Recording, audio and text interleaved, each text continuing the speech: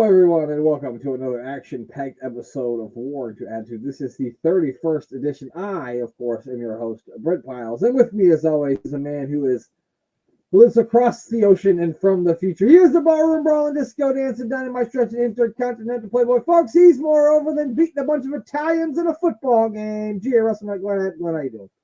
I'm doing very well, thank you. Seems like a lifetime ago that all that happened, though.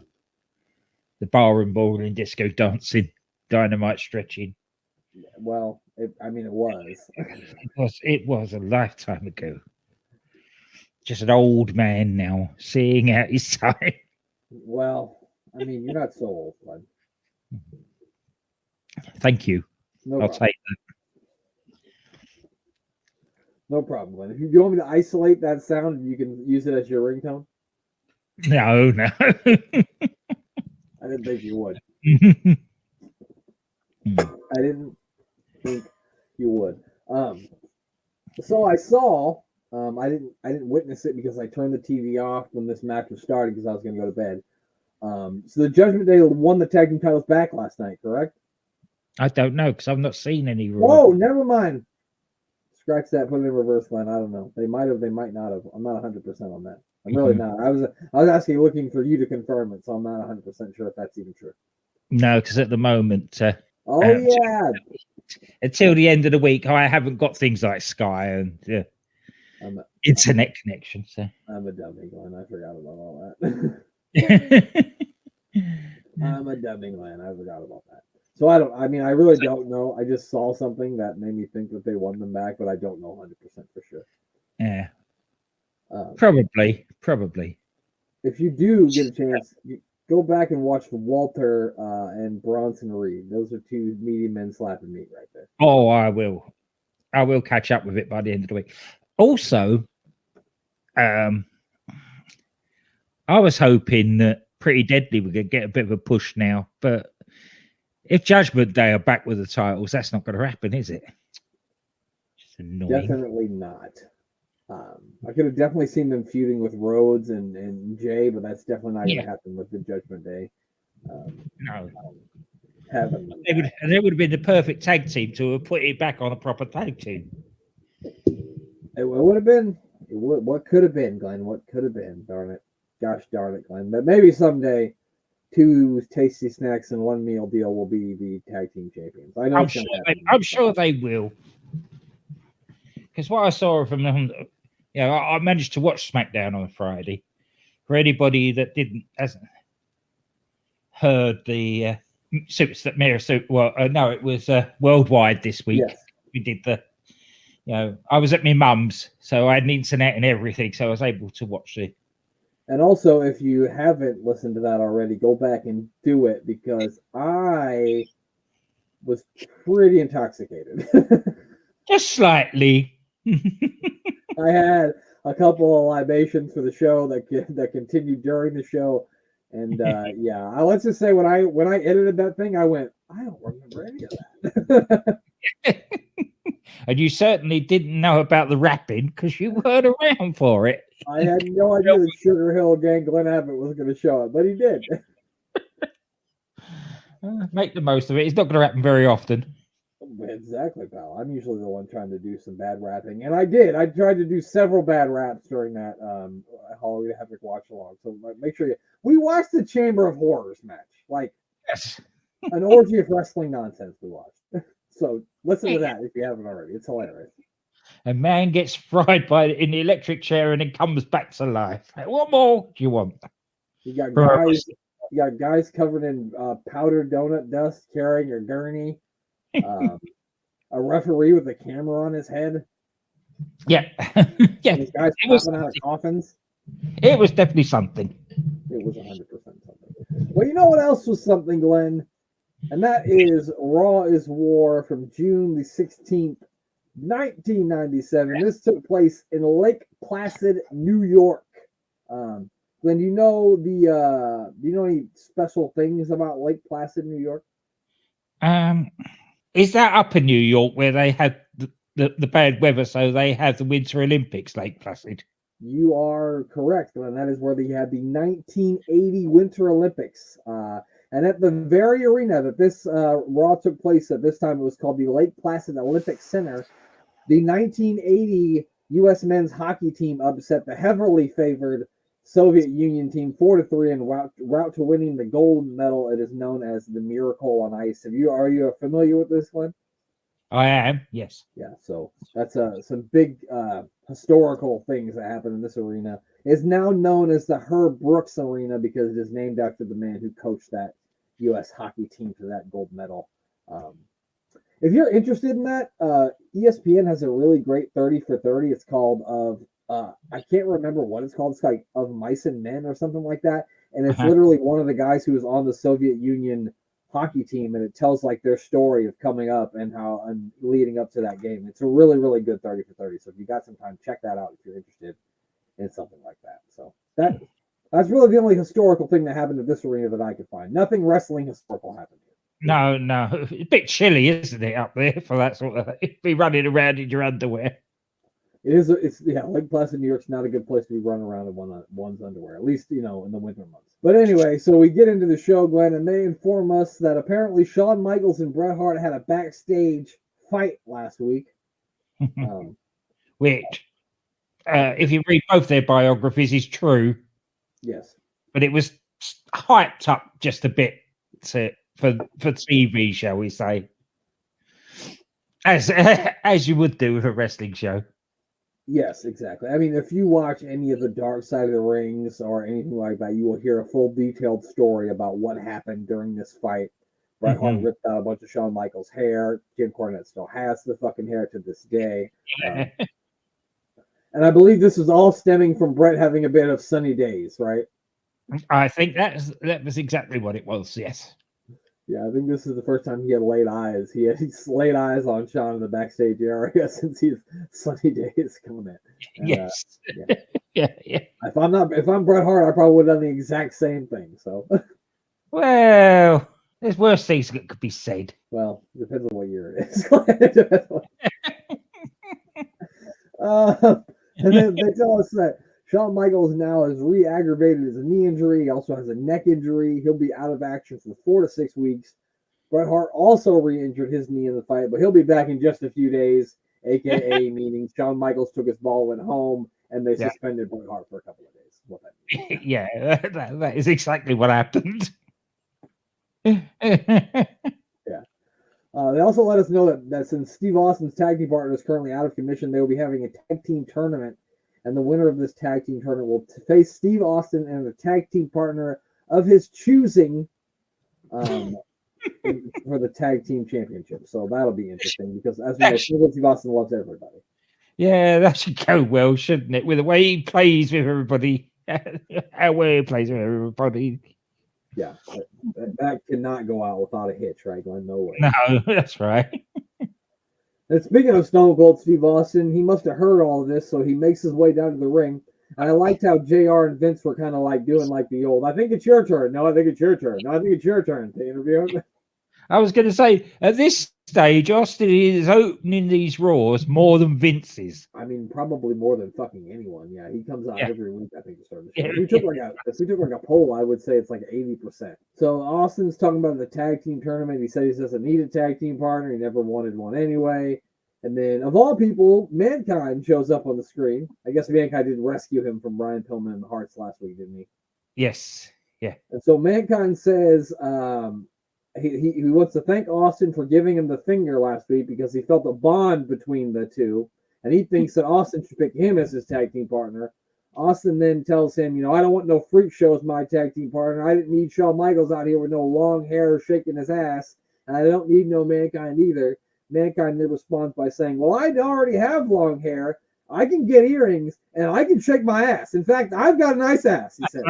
Yeah.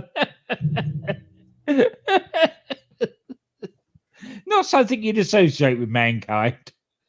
No, well, I mean, usually you think of McMandy Rose. But yeah, Mankind, I guess, great ass. As far as, like, taking bumps, he's got the perfect, like, big flat ass to take a nice bump on. So, I mean, that's good for him, at least. I don't know how good he is at shaking it. Yeah. I think we're going to find out soon, though, Glenn, because dude loves about to show up. So then some ass shaking is going to commence. Yes, yeah, within the next year. So that, but they could have done something with this, couldn't they? And then had Dude Love come in to sort of avenge Mankind. Oh, I thought you were going to say they should have made Mankind the original Mr. Ass. I thought that's weird. Yeah. Well, there was that. Thank God they didn't, though. Yeah, Otherwise, we'd been stuck with Rockabilly for a lot longer. that's true. Yeah, that's true. Austin says, "Well, you've got a fat ass," and then Mankind says, "Well, you know what? Just think about it. Just think about me being your tag team partner. Just think about it, Steve. Come on." Which I don't know if I want to be tag team partners with the guy who just told me I had a fat ass, but. Then we get Vince interrupted. asks Austin about his match with Brian Pillman. They show him being attacked by the Hearts, Mankind making the save. Austin talks about stunning Ken Shamrock. Vince also tells us that each member of the Hart Foundation will be handcuffed to their ring post during the match. And just then, Ken Shamrock comes down to the ring. He says he didn't come out there to save Austin last week. He doesn't like bullies, Glenn, as we know. Shamrock, not a big bully guy. And he doesn't think that Austin's any different than the Hearts. He then challenges Austin to a match tonight, which I guess Ken Shamrock didn't hear, but Austin already has a match tonight, but whatever. Yeah, but you can understand him being a bit upset. He did get stunned out of nowhere. That's true. And Ken Shamrock's too much of a man's man to like attack him from behind or just hit him. He's more of a, I want to fight you. He's that kind of guy, you know. And Austin tells him after he beats up Brian Pillman, he'll kick Ken Shamrock's ass too. And Ken Shamrock, of course, tells him it's time to knuckle up. And then he leaves the ring. But I'm curious. It's another thing. I'm sorry, Glenn, go ahead. It's another thing they should have pulled the trigger on early by the time they did on Austin and Ken Shamrock. Ken Shamrock was well down the card and out of the picture. Yeah, that's definitely they definitely could have done more with Shamrock, especially when you look toward like the 1998 year. Definitely could have done a lot more with Ken Shamrock. And like throughout the show, they keep showing these fucking awesome video packages for this Stone Cold Steve Austin promo, this video that they're selling. Yeah, it was really good. Yeah, I thought it was hell. It sold it to me. They said you can't buy it anymore. Yeah. Every time it was on, I'm like, fuck, where can I buy this VHS tape? I need it. It was just really good. Like the way they did it, like the black and white screen with him walking and the dogs barking, and then like that. Yeah. Really good. If you've got a spare $500-$600, I'm sure you could find one on eBay. Check it out, Mayor of Kent. Maybe get one off of eBay. I don't think he would do that. We then hear from Brian Pillman. They remind Brian Pillman of his head being flushed down the toilet at King of the Ring. Yes. Never not Pillman funny. I think Vince was very funny for that. I think that's as being somebody that was bullied at school. I never find that not funny when somebody else has it done to him. Well, especially with somebody like Brian Pillman, who deserves it. Yes. Yeah. I mean, at this point in time, he deserved it in this era.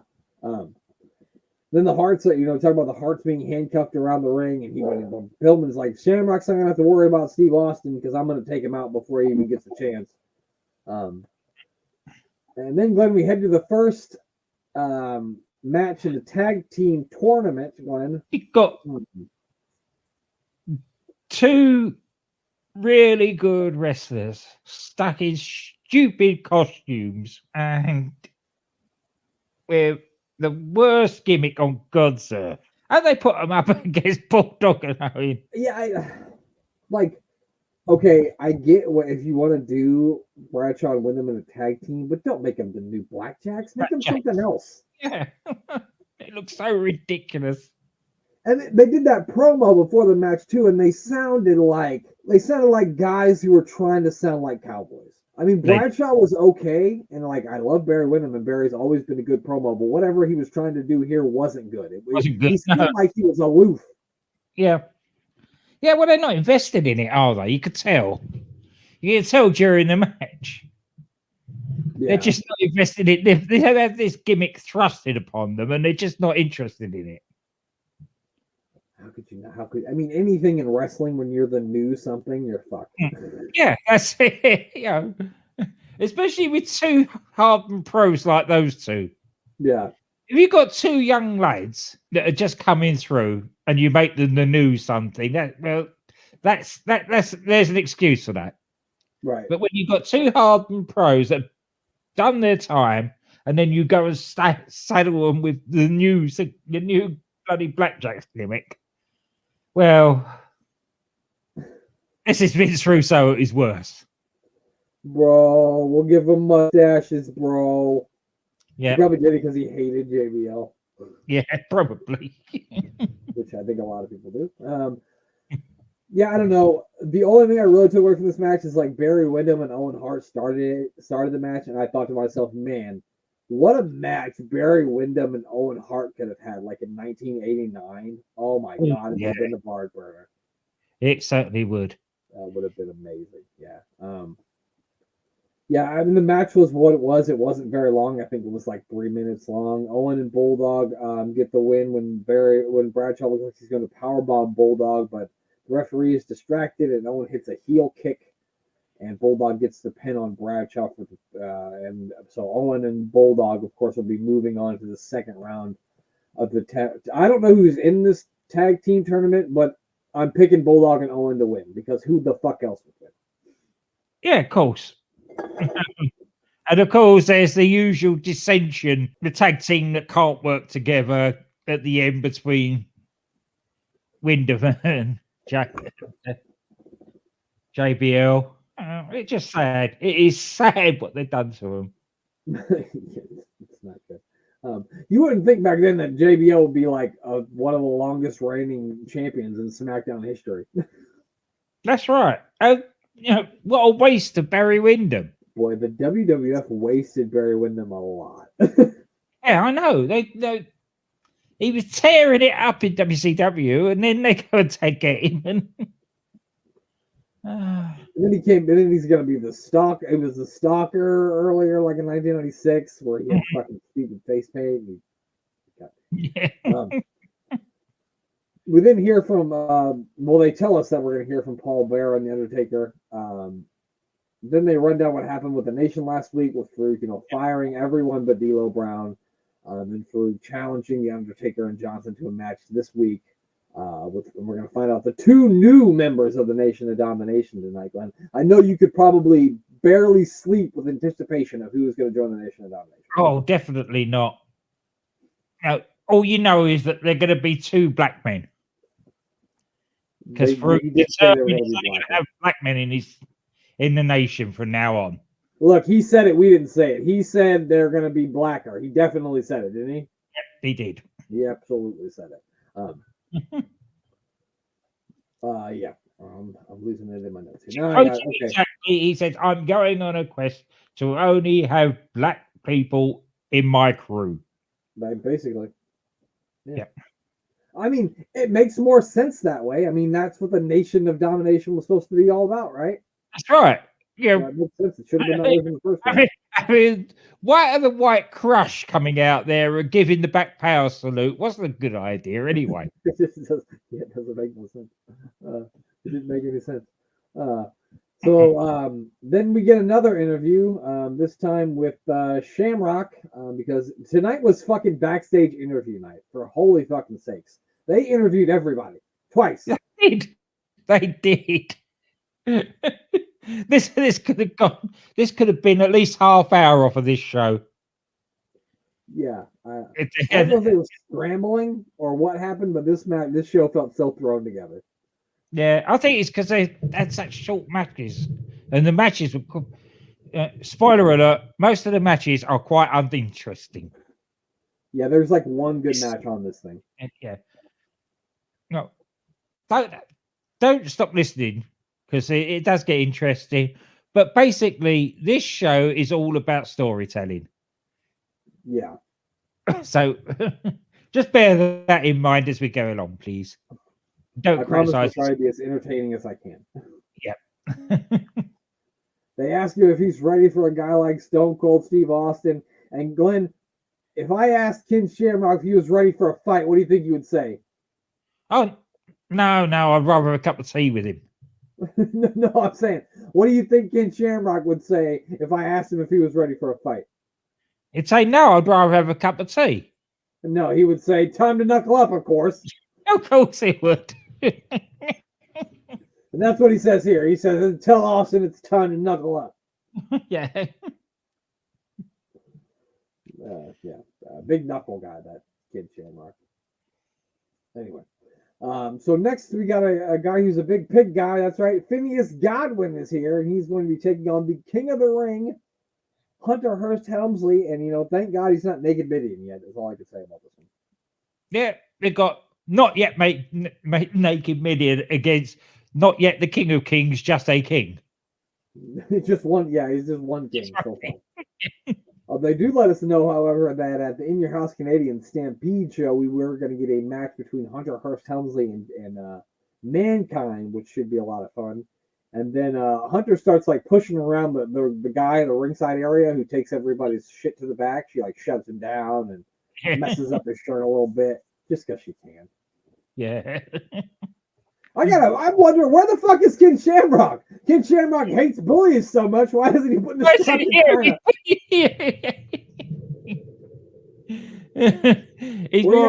China?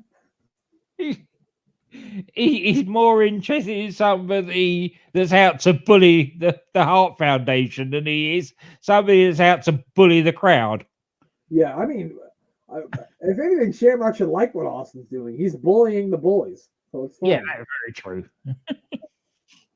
And then, China's, of course, roughing up Phineas a little bit while he's on the outside of the ring, and Triple H is distracting the ref.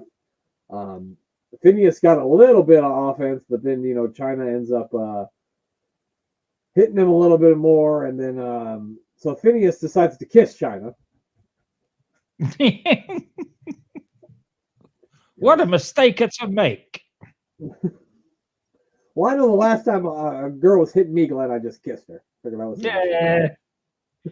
He probably doesn't get to kiss many girls. Oh, well, PIG. Maybe not. I mean, I don't know what the women's selection is like in Bitters, Arkansas. Phineas might be a fucking hot bachelor in Bitters, Arkansas. I don't know. That might be true, yeah. I'm not 100%. I don't know what the hot farmers are looking like there in Arkansas. Yeah. I know what they look like in Nebraska. Yeah. But Phineas, of course, distracted by love, kisses China, and then he turns right around to a pedigree, and Hunter Hearst Helmsley gets the win. And then after the match, old Henry Godwin comes storming out to the ring, and he's pushing Phineas around, calling him a loser, and then he points right at Vince McMahon and says, "This is all your fault." Yeah. Yeah, the heel turn that we were all waiting for, that is. Yeah. I was hoping everybody talks about the big feud of Austin versus McMahon. What about Godwin versus McMahon? Yeah, God. You know why they're so mad at him, Glenn? They came in with a different gimmick. They wanted to be pilots. They were like, "We're going to be pilots, okay, from Seattle." And Vince was like, "No. Nope. Wait a minute. Promise. Put these overalls on. You guys are going to be hog farmers. What do you think?" God damn it, pal. Get the overalls on. Get them on. Where's the slot bucket? God damn it. Jerry, piss in that slot bucket. Yeah, piss in the slot bucket before he slaps it. Come on. Do it. All right. Anyway, I'm sorry. Sometimes I lose myself. The next up, Glenn, we're going to find out what's going on with the nation. And then we come back and we find out nothing. Yeah. Fruit just promises again it's going to be a bigger and more importantly blacker nation. Yep. That's what the man said. That's what the man done did said. And somebody we alluded to earlier in the episode, Sunny, comes on down to the ring here. She's going to be the special guest ring announcer. I'm pretty sure this is just to sell more of those Raw War t-shirts. Yeah. And also it's to get Chris Candido on the bill. Oh, yeah, you're right. So they also had Paul E. joined on commentary this one. They called this one an inter-promotional match, Glenn. Yep, USWA versus ECW. Yeah, who was the gentleman we got from USWA? That's Chris Candido. Oh, no, Brian Christopher, rather. Chris Candido is ECW. Jerry Lawler's son himself, Brian Christopher, and Skip, who apparently had left the WWF by this point, which I didn't know he left, but I guess. He's back now. I think this is more of them trying to push like the light heavyweight division. I think. Yes, yeah, this is definitely what it was. Yeah, with and also this thing about the friction between WWF and ECW that nobody gives a shit about. Right, and the whole feud with Jerry Lawler and Paulie, because I mean the match wasn't bad. I mean Chris Candido's a good wrestler, and so is Brian Christopher. So like it's not a bad match, but there's just nothing to get behind. Paul Bearer. I'm so used to saying, if I'm going to say secret, I'm used to saying Paul Bearer. Paul E tells us the big secret that Brian Christopher is Jerry the King Lawler's son. Which brings the King and RVD down to the ring. They start beating on Candido until Tommy Dreamer comes in with the chair to chase them off. So basically, this is as riveting and as exciting as the last time ECW got involved. Yeah, not a whole lot of substance here from this ECW stuff at all. No. We then go back in the back, of course, because it's promo evening. If you're out there and you're holding a beer in your hand, Rob, I'm talking to you, take a sip every time you interview someone, because you'll be drinking all motherfucking night. Because that's how we do this interview people. It's Ahmed Johnson and The Undertaker. No, I'm sorry. It was just Ahmed Johnson this time. I'm sorry. I can't get my promo straight. And he says we can do the easy way or the hard way. And he says tonight, for everyone's sake, he's going to do it the easy way. As if he ever does. Right. Nothing about Ahmed Johnson this season. No. And then, Glenn, we get another promo. Yep. This time it's Jim Neidhart, and they ask him about being handcuffed to the ring, and Jim starts losing his mind, saying the Harts are no criminals.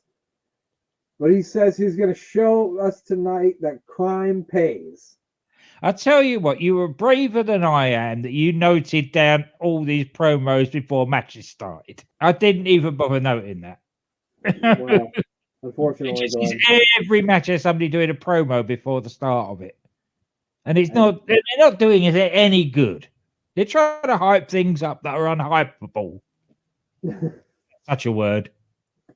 What do you mean, Glenn? You weren't excited about the big Jim Neidhart Gold Dust match that came up next? Not really, no. Well, what the heck, Glenn? That's a big match. How could you not be? They did a promo before the match, Glenn. What more do you want? I know. It's just another 3 minutes 45 match of nothingness. Yeah, I mean, they do another recap of what happened last week between Goldust and Shamrock and Bulldog and the Hearts, but they all fought at the end. Bulldog comes out, not to make it interesting or menace Goldust or anything. No, to flirt with Marlena. Yeah, she goes to smack him. He grabs her hand, which brings Goldust outside, of course. Then Neidhart attacks him from behind, but then Neidhart goes for a back body drop, but Goldust hits an uppercut and gets the 3 count, which was the strangest fucking ending I've ever seen. Yeah, because Goldust does his sliding punch, pins Neidhart, and one of the hardest men in wrestling at this time, Jim Neidhart, has to do a job to a punch. A punch from Goldust. And then after the match, they fire up the British Bulldogs music. Exactly. I was just coming to that. I was like, what the fuck? He wasn't even involved, apart from with Marlena. He was out there for 5 seconds and got his music played. Yeah, I was like, what the fuck is going on? Clearly, that's not the guy who works at WWE doing the music now, because that guy knows fucking everything. Yeah. Now, again, I've got no note of any promo between that and the next match. Was there anything? Yep, Stone Cold Steve Austin's going to do a promo. They asked him if he's ready for his match with Brian Pillman, and he says he's got Pillman and the Hearts right where he wants them, and he's going to run through all of them. And Ken Shamrock, your ass is next. Of course. Okay. And then we get the whole, recap of what's happened so far in the show, and then like the whole restart of the show with the fireworks and everything. Well, they had to do that. They handcuffed all the hearts to the ring. Yeah.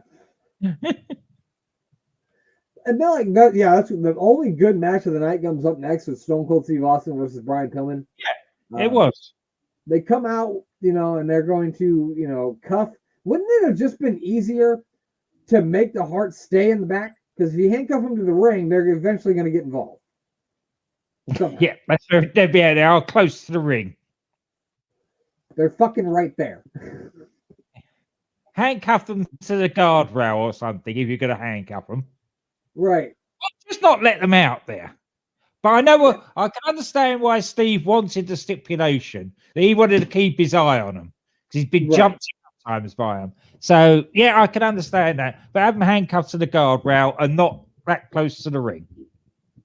Yeah, and I guess I get it for like the aesthetics of it because you see them all standing out there. So I guess I understand why they do it. But just thought maybe it would just been easier if we just banned them from the building. But I guess wrestlers always finding a way in, Glenn, don't they? So wrestling security they have bad security at buildings. Wrestling. At the start of this is not one of JR's finest moments. It's got to note here. Austin attacks Pillman straight away. Does an atomic drop. Then beats on Pillman outside and then back into the ring and then hits him with a stun gun.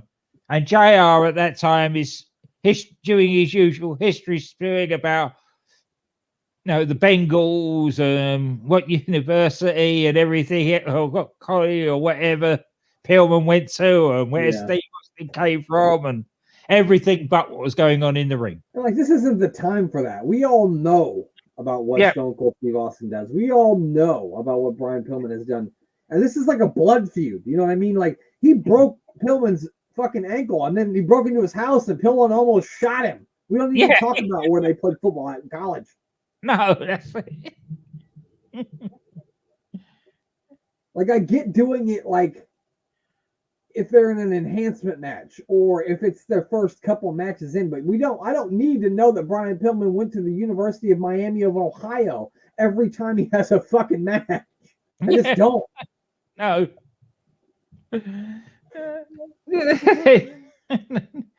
So after all that, you got Pillman begging off and backing off, but Austin still attacks him again and hits him with a clothesline out of the court, which was a good thing to do.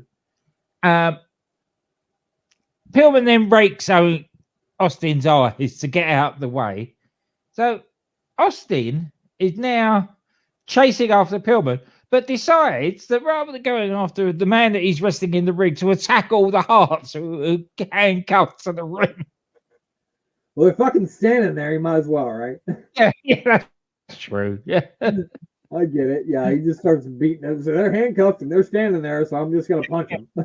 Yep. And I wasn't aware that this was a no disqualification match. But yeah, obviously there was some latitude given. Because Pillman starts throttling Austin with a TV cable or something, and the ref doesn't do anything about it. Well, Austin, and also Pillman picks up a chair, right? He's going to hit Austin a bit. Austin flings his forearm at him and just pumps the chair back into Pillman's face and literally busts his nose open hard way. He's bleeding everywhere out of his nose during this thing. Yeah. And then then after that, Pillman started choking him with the cord, and nobody getting disqualified in this thing, but doesn't in the disqualification.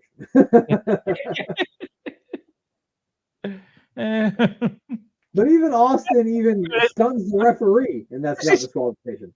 No, that chair to the face. It was obviously. As you say, done the hard way, and it obviously stunned because it was the only time that we got a chin lock in this whole match. It's the only time we got a rest hold in this whole match, and I think that was so that Pillman could unscramble his brains.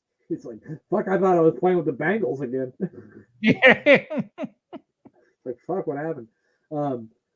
Yeah, so I remember this really felt like a struggle and a real grudge match. So it was fun to watch, especially in the middle of all this terrible tag team wrestling that I saw on the show. There was another part where like Pillman was up on the top rope and Austin like caught him and he like picked him up like he was gonna suplex him, but then he just like dropped him, balls first across the top rope, which I thought was really cool. Yeah. The Austin stomping Pillman in the corner, the referee kind of gets in Austin's face. So Austin, of course, hits him with the stunner. And while the referee's down, Owen digs the key out of the referee's pocket because that's Owen Hart.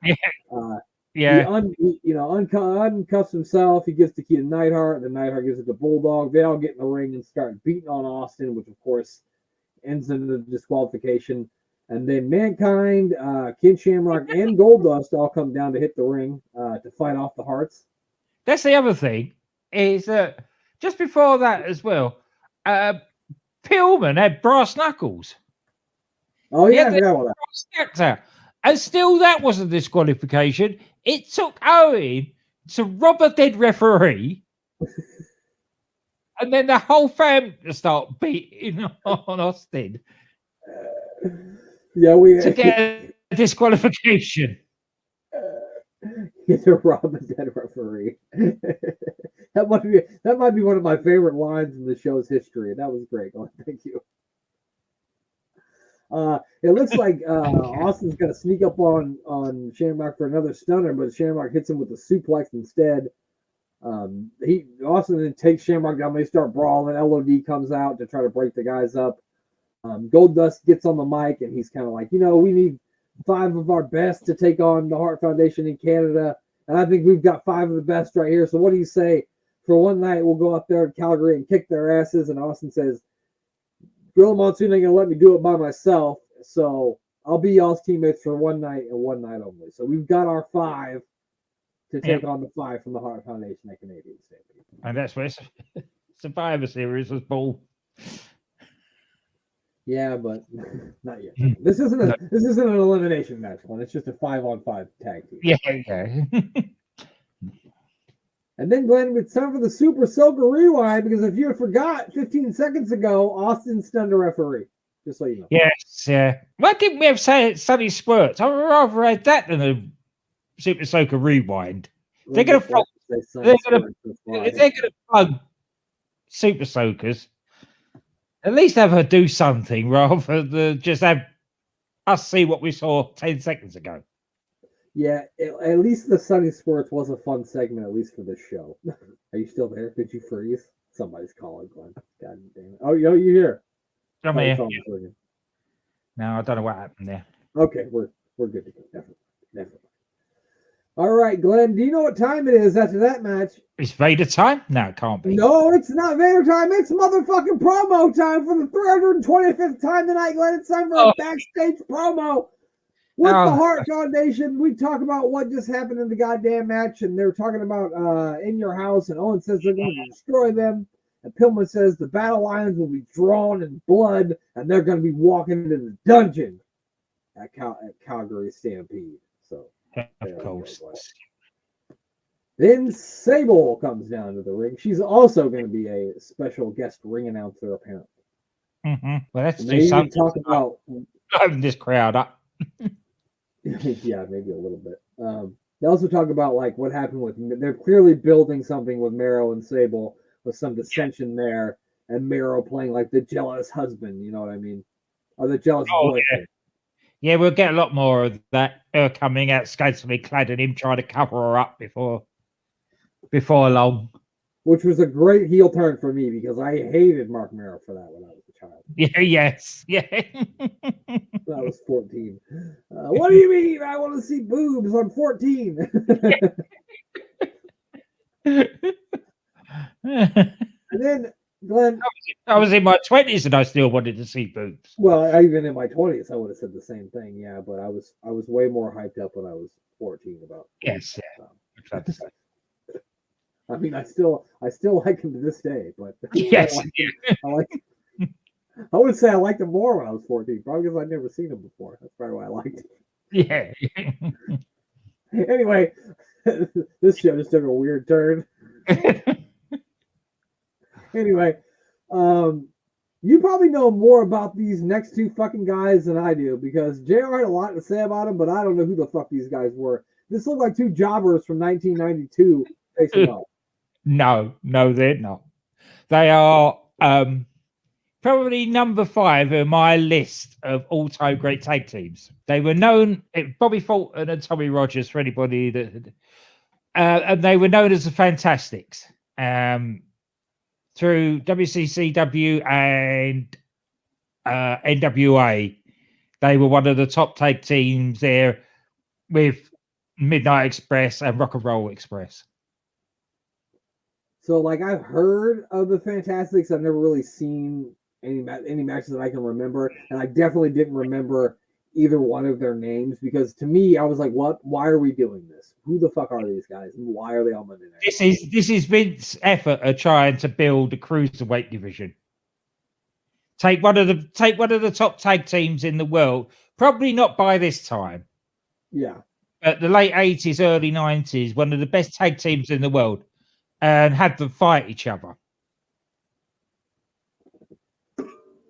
I guess for people who are aware of these guys and know of the tag team would probably be excited about this. And it by no means was it a bad match because they did some pretty cool stuff and they had some good timing. It was probably one of the better matches on the show, but that's not saying anything. But it only lasted just over 2.5 minutes. Yeah, so a super short match. But he did get like the guy in the red trunks won. I'm not sure which one of those guys it was. Probably. No, it was Tommy Rogers. Tommy Rogers won it. He won it with an unprettier, which is like what Christian would go on to use in his career. Which I don't think I'd seen anybody use an unprettier in 1997 up until that point. They didn't call it the unprettier back then because it had only ever been used in Japan. It was called the Tomikaze. That's a good name. And I think it's used. I think they used when the Fantastics were doing the tours of Japan. They used that as their finisher a lot. Okay, makes sense. That makes sense. Then Sable gets into the ring. She's kind of waving to the fans, and Mark Merrow comes out there. Vince is acting like Mark's going to come over and let us know he's going to return to the World Wrestling Federation, but he's just out here to take Sable to the back very sternly. Not happy. Yes. Bring back Johnny B. Bad, please. He said, and so he said, "Do you understand? I used to be Johnny B. Bad. You didn't want to make me mad. I was pretty as a picture. I looked just like Little Richard. I had a bad blaster, and now I'm a fucking wild man with a cut-off fucking t-shirt on, and nobody gives a fuck about me. They only care about you. I hate my life." Yeah, exactly. I hate my life. Talking about hating my life, or hating life, brings us to our next tag team tournament round 1 match. Now, we have sung the praises of, although it's a shallow pool of tag teams, they have some good tag teams around at this time. Yeah. So, what do they do to extend this? They stick Rob Van Dam. Now, who in their right mind decides we're going to have this extreme guy come over at WCW, leaps around, does everything spectacular? We'll put him with the king. It's like they didn't have enough tag teams, and they were like, "Well, I guess Jerry and RVD are going to have to be in this thing." And at this point, Jerry the King Lawler must have had something in his contract that he got so many matches a year. Because this is not the first time we've seen him just thrown into a match for no reason whatsoever. They threw him into the fucking King of the Ring tournament for no reason. He had one match. He was in the Royal Rumble for 2 seconds, and then they were like, "Oh, you should be in the King of the Ring tournament." Yeah. Get out there. Makes sense. The best bit of this was they did like a pre-recorded promo with the Headbangers, and they were like, "Oh yeah, we're really happy to be in this tournament. It'd be really cool if we could win those tag team titles. They could hold up our skirts," which I thought was really funny. Yeah. It does. Which brought JR to say that he wouldn't want his daughters to date the Headbangers. So I wasn't surprised to hear it. Like, if you had told someone that didn't know it, that knew RVD and knew Jerry the King Lawler, was like, Jerry the King Lawler and RVD tag teamed one time on fucking Monday Night Raw, you'd be like, fuck no, they didn't. Shut up. Yeah, exactly. Did you take shrooms today, man? That never happened. But I saw it with my own eyes, so it did happen. Yeah. No, it just... And again, it's not even a clean finish. Yes, they give the win to the headbangers, but it takes bloody Sandman to come in to interfere. Beat of course, Dreamer and Paulie are in the crowd. Whatever the match is going on, Sandman comes out of nowhere. He canes Jerry Lawler right in the nuts. Then the headbangers, they do they're on the top rope, and the one picks the other one up in like a front suplex and like drops them on their opponent, which is a really cool fucking move. And so they do that, get the 3 count on Lawler, and so the headbangers will be moving on. And then we get a big brawl between RVD and Sandman. My favorite part of this is Paulie's got the kendo stick, right? He's holding the Sandman back, and he's going, "No, we'll get sued. No, we'll get sued." Yeah. Trust Paul Heyman to save the day. Yeah, I mean, he knows who's going to get sued. We then hear from Ahmed Johnson, The Undertaker, and Paul Bearer. Vince asks them if they're ready for the match. Ahmed says that they're born ready. Paul Bearer, blah, blah, blah. Who's the captain of this team, Ahmed? You're going to listen to me just like The Undertaker listens to me. And Ahmed basically tells him, like, look, I respect him, but I don't care about you. And if he gets in my way, me and you are going to go one-on-one tonight. Basically what he tells The Undertaker. Yep. And so now we get to the match. Ahmed Johnson comes out first, and then The Undertaker, and then Farouk comes out by himself. He gets on the mic. And all on edge. All on the edge of our seats. Wondering who the next member of the nation could be. Yeah, and so he announces that Kama Mustafa is the newest member of the Nation of Domination. If you don't know who Kama Mustafa is, ho! And no, I don't mean Hacksaw Jim Duggan. I'm talking about the Ho Train. That's who Kama Mustafa is. The Supreme Fighting Machine, Papa Shango, Kama Mustafa. We're all waiting for him to come, down the ramp. He doesn't. He comes from the back, of course, and he attacks The Undertaker from behind. Not a lot to this match. No. It was all about the end of the match, really. It's just that everybody, the whole thing, JR was speculating, rather than commentating on the match, was speculating who it could be. Could it be Mr. Hughes? Could it be Butch Reed? No. They basically started naming every African-American wrestler they could think of. Basically, yeah. Even the Junkyard Dog. Was Junkyard Dog still alive in 1997? I'm not sure. Maybe he was. I think it was like 99 passed away. Yeah, I think he may have been. I just wanted it to be ridiculous that they named somebody who wasn't even living anymore. Yeah. Like Bobo Brazil, maybe. Motherfucking yeah. So that made me laugh too. They're just throwing out Mr. Hughes. Maybe he'll be any African American wrestler they can pick up. So we get down to it. Eventually, Ahmed Johnson has some words with Paul Bearer on the outside of the ring, and he shoves him to the ground. And so Kama hit some weird suplex too on the Undertaker for the 3 count, which I didn't expect that to happen. I did not see that. No, neither did I. But thinking about it, what we know now, if the Undertaker was going to do a job for anybody, it would be him. Yeah, he wouldn't have a problem putting his friend over. Yeah, especially when his friend's just returning. Yeah, exactly. After the match, the Nation starts attacking the Undertaker. Ahmed seems to have chased him off, so the Nation leaves the ring. Ahmed's kind of standing over the Undertaker. It looks like he's going to help him up, although it's kind of not a nice way to help somebody up, usually by their hair. No. That kind of gave it away for me. When he started helping him up by his hair, I was like, well, he's probably going to Pearl River plunge him. But they acted like, oh, look at him, nice guy, helping him up by his hair. And she's like, yeah. When my friends fall down, he's like, grab by their hair and pull him up. Yeah, he yanked him up.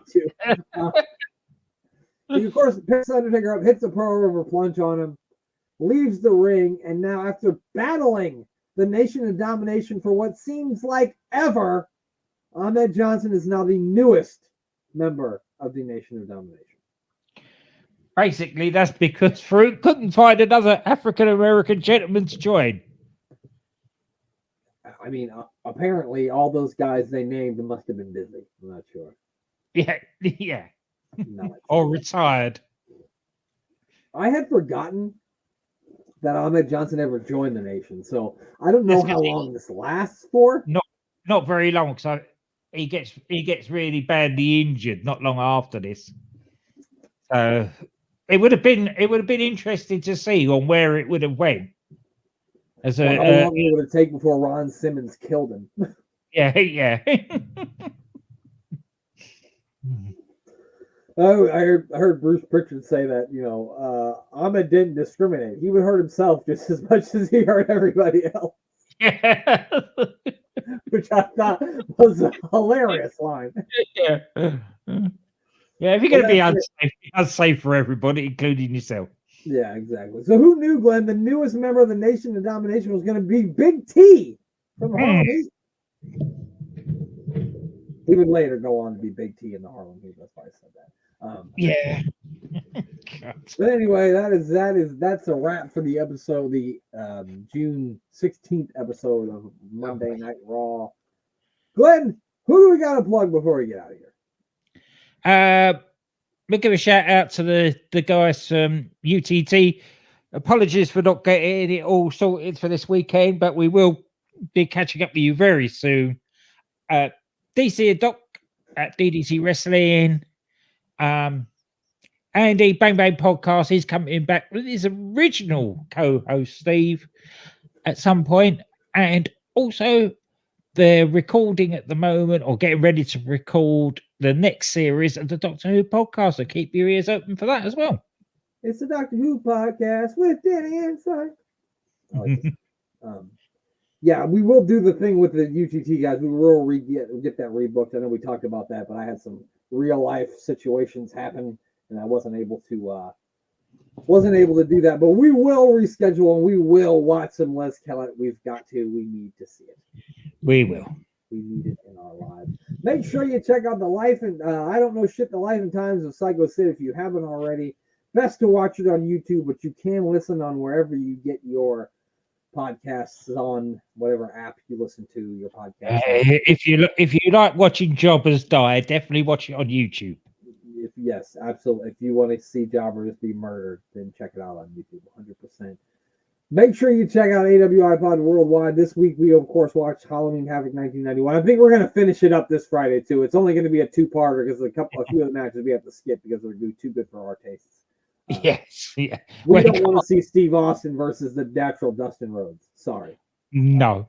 We'd find other mischief to get up to if we had it on. There'd be nobody would be rapping is what would happen. Yeah. No, nobody would actually know what was going on in the ring because we'd talk about anything else. Yeah, so be on the lookout for that. The part 1 is out now. Part 2 will be out this coming week and coming Sunday. And I got something special, I think, in mind for November. I think we're going to watch an old wrestling pay-per-view. Glenn, you may have remembered this one, the WWF Wrestling Challenge. Do you remember this pay-per-view? Okay, so it's a one-night tournament, a one-night 16-man single elimination tournament, and lots of short matches with a lot of interesting characters, and I think it's going to be a hoot for us to watch it. So I think it's What year was that? It was in 1985. It was right after the very first WrestleMania. That is probably why I didn't know about it then. Yeah. Because Sky wasn't around in 1985, so. Right. I mean, I was only barely aware of wrestling your side of the Atlantic at that time. Yeah, so it's very interesting because it's pure 80s WWF, which is always good. And I thought we'd do a little change of pace. It took place in the month of November, so I thought it would be a good change of pace, and we could do that in November because I have never watched it either, but I've looked at the card and I'm like, yeah, that is AWI Pod material right there. Good. There's AWI pop material right there. So I think that's it, Glenn. We plugged it all, didn't we? Yep. Nope. We forgot one. Make sure you check out Sports Wire Radio and make sure you give our buddy Thomas Price a follow on all the social media platforms. It's 2017 on Twitter. I refuse to call it the other thing that's called. And it's 2020 on Instagram and Threads. Make sure you check out Sports Wire Radio. Make sure you check out everything that Thomas Price is doing. That's it. That's all. It's time for Glenn to say goodbye. Goodbye.